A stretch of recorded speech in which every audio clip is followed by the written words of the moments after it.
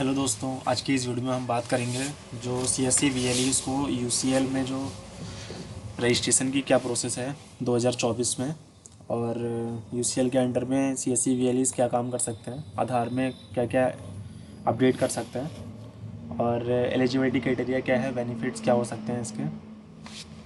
दोस्तों चलो शुरू करते हैं वाली वीडियो। तो इसमें सबसे पहले तो हम ये देखते हैं कि यू सी एल क्या है, C S C U C L क्या है। तो यू सी एल में दोस्तों बेसिकली आप आधार कार्ड में डेमोग्राफिक अपडेट कर सकते हैं, जो कि आज से एक साल पहले तक तो आप जब से यू सी एल स्टार्ट हुआ था सन 2019-20 से, तब आप सारी चीज़ें लगभग चेंज कर सकते थे बस बायोमेट्रिक्स छोड़ के, जैसे कि name, father name, address, mobile number, email ID, gender वगैरह। फिर अभी कुछ टाइम पहले ही गवर्नमेंट ने यू सी एल से काफ़ी सारी चीज़ें हटा दी हैं, ओनली एड्रेस और मोबाइल नंबर, ये दो चीज़ें आप अपडेट कर सकते हैं अब यू सी एल की मदद से। तो दोस्तों अगर आप आधार कार्ड में मोबाइल नंबर और एड्रेस अपडेट करना चाहते हैं तो आप यू सी एल सॉफ्टवेयर लेने के बारे में सोच सकते हैं, उसको ले सकते हैं। तो उसके लिए दोस्तों यू सी एल के जो बेनिफिट हैं वो मैंने आपको बता ही दिया है। अब इसकी जो एलिजिबिलिटी क्राइटेरिया है वो क्या है, तो इसके बारे में हम एक नज़र डाल लेते हैं। तो यू सी एल के लिए जो है सबसे पहले आपको अपने सेंटर में सी सी टी वी कैमरे आपके सेंटर में लगे होने चाहिए। दूसरा जो है वो आपके पास एक सिंगल आइरिस मशीन जो है वो होनी चाहिए मंत्रा की। टोकन सिस्टम या टोकन मशीन होनी चाहिए आपके सेंटर में। Colour multi function printer compulsory है, ये होना ही चाहिए। सिंगल फिंगरप्रिंट स्कैनर, ये आप किसी भी कंपनी की ले सकते हो, यू सी एल सारी कंपनियों को एक्सेप्ट कर लेता है। मॉर्फो, मंत्रा, या फिर एक कंपनी कोई और है स्टारटेक, उस कंपनी की भी आप ले सकते हो, इसमें चल जाती है वो भी। मेरा सजेशन यही है दोस्तों आपको कि आप अगर यू सी एल का काम लेना चाहते हो, यू सी एल में काम करना चाहते हैं, तो आप मॉर्फो की डिवाइस लीजिए या मंत्रा की लीजिए। बाकी सारी चीज़ें आपके ऊपर डिपेंड करती है।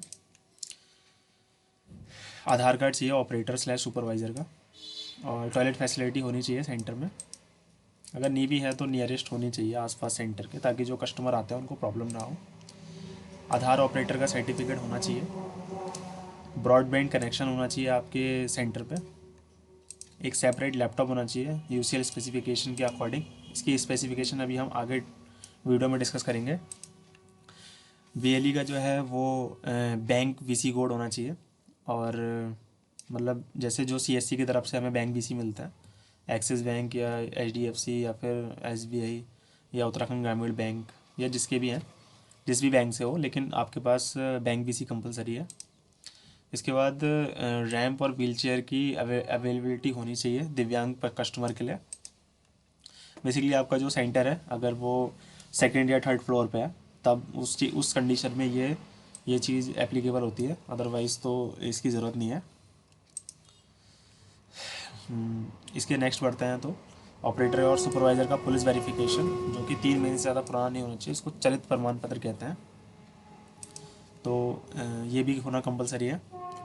इसके बाद जो सी एस सी सेंटर है उसमें कम से कम 5 लोगों के बैठने का स्पेस होना चाहिए। तो ये सब चीज़ें अगर आप फुलफ़िल करते हैं इन सब कंडीशन को, तो फिर आप यू सी एल सॉफ्टवेयर के लिए एलिजिबल हैं। तो अब चलिए आगे देखते हैं कि लैपटॉप की क्या कॉन्फ़िगरेशन होनी चाहिए यू सी एल में। तो इसमें दोस्तों सबसे मेन है उसमें जो आपका प्रिंटर है उसमें स्कैनर होना कंपलसरी है। और जो लैपटॉप है उसमें जो रैम है वो 3 GB तक होनी चाहिए मिनिमम, उससे आगे चल सकती है लेकिन कम नहीं होनी चाहिए। 260 GB की हार्ड डिस्क, मिनिमम 2 GHz का प्रोसेसर होना चाहिए उसका। कोर जो है उसका i3 होना चाहिए। प्रिंटर जो है वो कलर होना चाहिए। इंटरनेट कनेक्टिविटी होनी चाहिए आपके सेंटर पे। करेक्शन फॉर्म जो है प्रिंटेड, वो आप आधार कार्ड की ऑफिशियल वेबसाइट से निकाल सकते हो।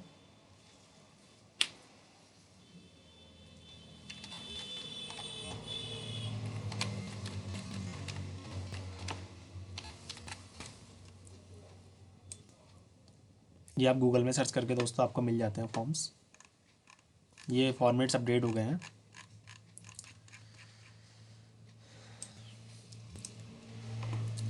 उसके बाद दोस्तों देखते हैं तो एक डिजिटल कैमरा होना चाहिए लॉजिटेक का। वैसे इसकी ज़रूरत नहीं पड़ती है, ये ना भी होगा तो चल जाएगा।